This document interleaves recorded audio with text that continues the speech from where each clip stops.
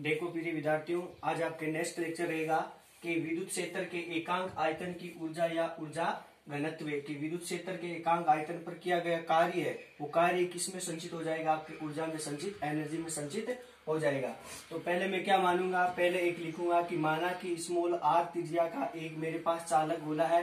उस चालक गोले को मैं जब धनात्मक आवेश दूंगा, कौन सा आवेश दूंगा, धनात्मक आवेश दूंगा, तो वो आवेश चालक गोले के संपूर्ण पृष्ठ पर एक समान रूप से फैल जाता है और उस चालक गोले के पृष्ठ पर क्या उत्पन्न हो जाता है, मतलब सिग्मा घनत्व, पृष्ठ आवेश घनत्व सिग्मा उत्पन्न हो जाता है, जिसके कारण उसे चालक गोले पर क्या लगेगा, दाब लगेगा।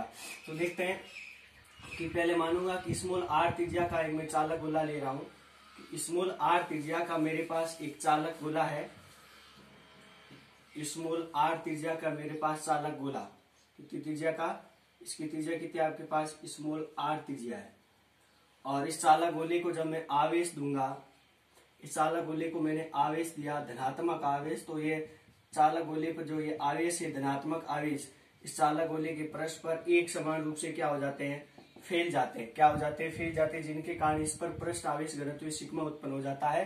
फिर क्या करता हूं कि इस चालक गोले पर किसी भी बाह्य स्रोत द्वारा, किसी भी प्रकार का बाह्य स्रोत ले सकते हो, उस बाह्य स्रोत द्वारा इस चालक गोले पर जब मैं कुछ कार्य, मान लिया मेरे हाथों के द्वारा मैं इस चालक गोले पर किसी भी प्रकार का कोई कार्य करूंगा, तो उस चालक गोले के में क्या आ जाती है, चालक गोले के आयतन में कमी हो जाती है।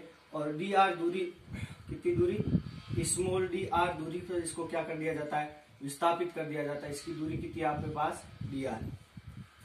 इसके आयतन में क्या हो जाती है, चालक गोले के आयतन में क्या हो जाती है, कमी हो जाती है, बल लगने का क्या हो जाती है, कमी। ये संपूर्ण दूरी आपकी कितनी है, डी आर दूरी है। इस चालक गोले के आयतन में क्या हो जाती है, कमी हो जाती है। अब यहाँ से लेके यहाँ तक त्रिज्या कितनी हो जाएगी, कुल कितनी त्रिज्या आर है, आर में से इसको घटा दिया तो आर माइनस के डी आर।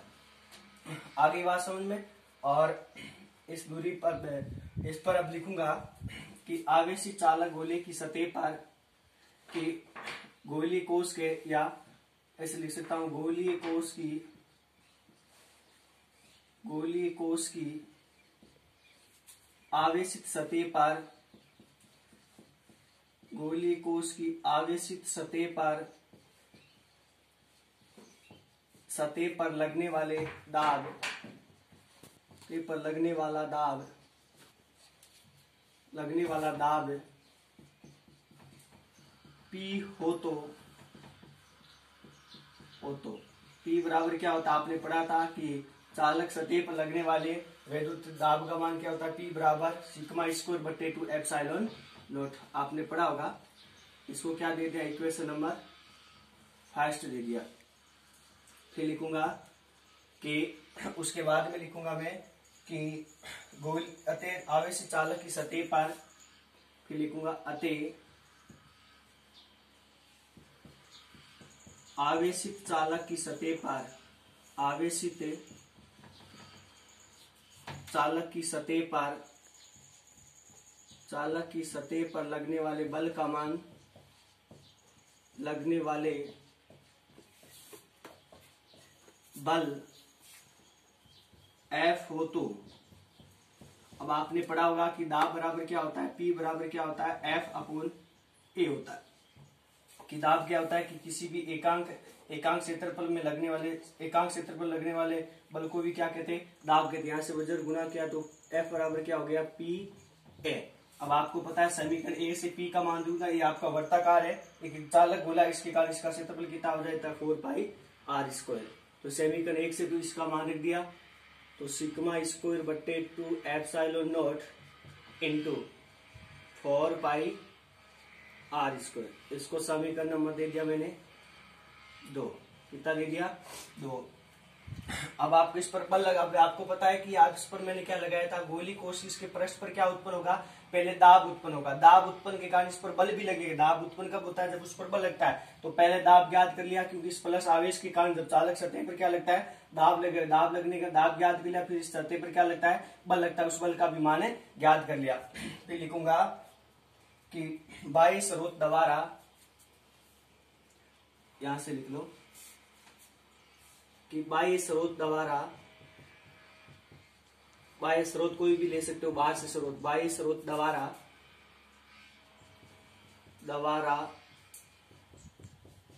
गोलीय कोष या चालक गोले पर एक ही बात है। गोलीय कोष को dr विस्थापन से संपीड़ित करने पर dr विस्थापन से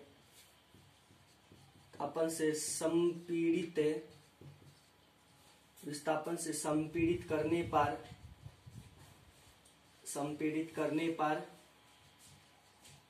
किया गया कार्य। अब आपको पता है इसको संपीड़ित करूंगा 22 और द्वारा, तो मेरे हाथों के द्वारा कुछ ना कुछ कार्य तो करना पड़ेगा। उस कार्य का मान कितना आपके पास dw क्या है, मान लिया कार्य क्या है dw। अब आपको पता है कार्य बराबर क्या होता है, बल इंटू विस्थापन। तो बल आपके पास F है और विस्थापन कितना है आपके पास dr। तो अब आपको पता है समीकरण 2 से यहां से लिख दूंगा, समीकरण 2 से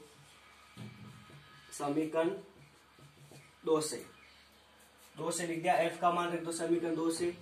तो dw बराबर F का मान रखा सिग्मा स्क्वायर बट्टे 2 एप्सिलॉन नॉट इंटू 4 पाई r स्क्वायर इंटू dr।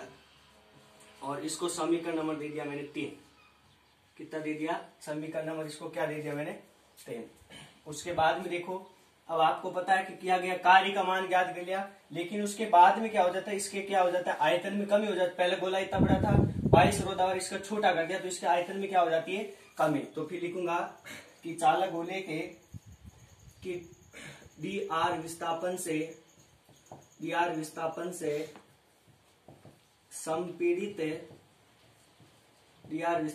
संपीड़ित करने पर चालक गोले के आयतन में कमी माना कि आयतन में कमी कितनी हुई dv, आयतन को v से dv। तो आयतन बराबर क्या होता है क्षेत्रफल इंटू विस्थापन, एक ही बात है। तो क्षेत्रफल कितना है कि 4 पाई r स्क्वायर, स्मॉल त्रिज्या लेनी इसकी, इंटू विस्थापन कितना आपके पास dr। इसको समीकरण दिया मैंने कि dv बराबर क्या हो गया आपके पास 4 पाई r स्क्वायर और dr। इसको समीकरण दिया 4। लिखूंगा समीकरण 3 व 4 से। अब देखो 3 व 4 से देखो, इस 4 पाई r स्क्वायर इंटू dr की जगह में क्या ले सकता हूँ, dv ले सकता हूँ। तो dw बराबर सिग्मा स्क्वायर बट्टे 2 एप्सिलॉन नॉट इंटू इसकी जगह 4 पाई r dr की जगह 4 पाई r स्क्वायर dr की जगह क्या लिख दिया dv लिख दिया। इसको समीकरण दे दिया मैंने 5। क्या दे दिया समीकरण 5। उसके बाद में देखो, अब लिखूंगा कि जो किया गया कार्य है वो क्या हो जाता है कि ऊर्जा के रूप में संचित हो जाता है। कि किया गया कार्य 22 स्रोत द्वारा किया गया कार्य बराबर किस में हो जाता है, ऊर्जा में संचित हो जाता है। अर्थात dw बराबर du, ऊर्जा को du से प्रदर्शित कर दिया। अर्थात क्या हो गया कि du बराबर सिग्मा स्क्वायर बट्टे 2 epsilon naught into dv, sigma square बट्टे 2 एप्सिलॉन नॉट इंटू dv। फिर लिखूंगा कि विद्युत क्षेत्र के एकांक आयतन की ऊर्जा, विद्युत क्षेत्र के एकांक आयतन की ऊर्जा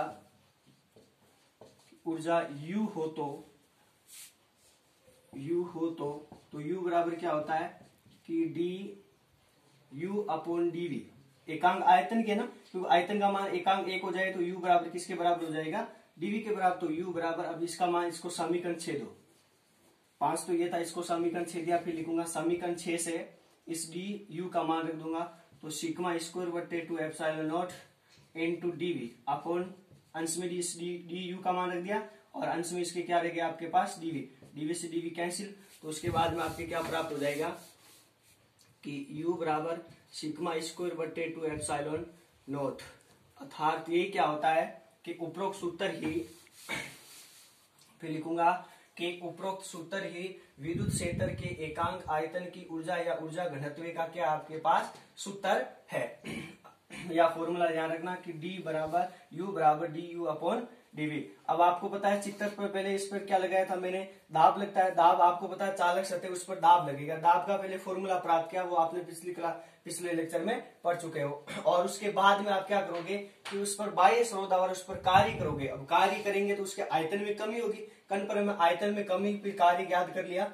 फिर उसके बाद में आपको कि इस विद्युत क्षेत्र के एकांक आयतन की ऊर्जा U बराबर जो किया गया कार्य वो किस में संचित हो जाता है, ऊर्जा में संचित हो जाता है। और ये क्या हो गया कि लिख सकते हो कि उपरोक्त सूत्र ही विद्युत क्षेत्र के एकांक आयतन की ऊर्जा का सूत्र है।